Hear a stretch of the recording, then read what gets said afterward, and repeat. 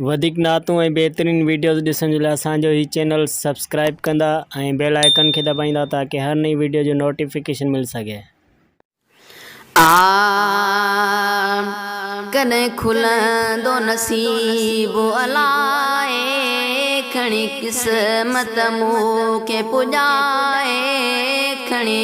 किस्मत मूंखे पुॼाए कने खुलंदो नसीब अलाए खणी किस्मत मूंखे पुॼाए वञी रोज़े रसूल जी ज़ियारत कयां वञी मुहम्मद पाक खे पारत कयां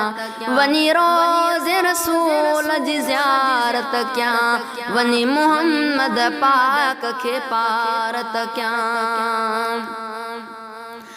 दुनिया झुकंदी आहे जिते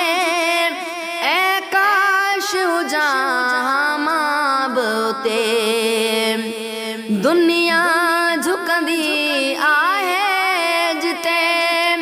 ऐं काश हुजां मां बि उते कॾहिं खुलंदो नसीब अलाए खणी किस्मत मूंखे पुॼाए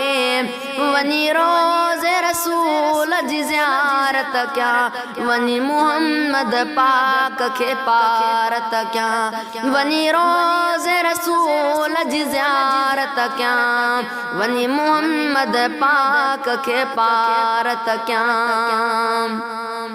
तस्बीह पढ़ी मां तवाफ़ कयां कुझु त कठा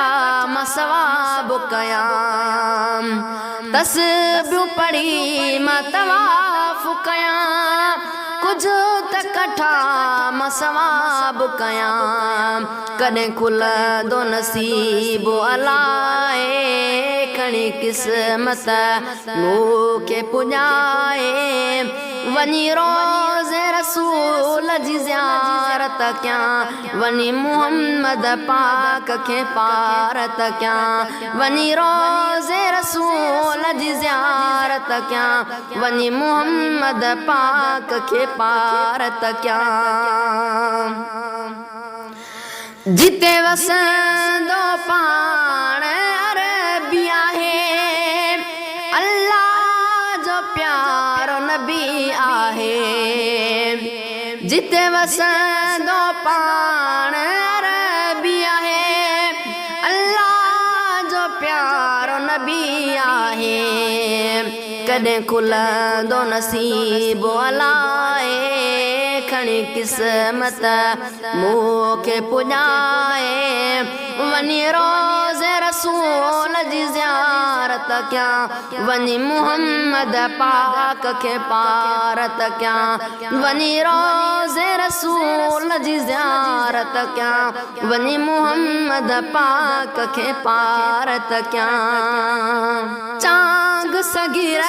गुनहगार आहियां अद न बंदो इबदार आहियां चांग सगीर गुनहगार आहियां अद न बंदो इबदार आहियां कॾहिं खुलंदो नसीब अलाए खणी किस्मत मूंखे पुॼाए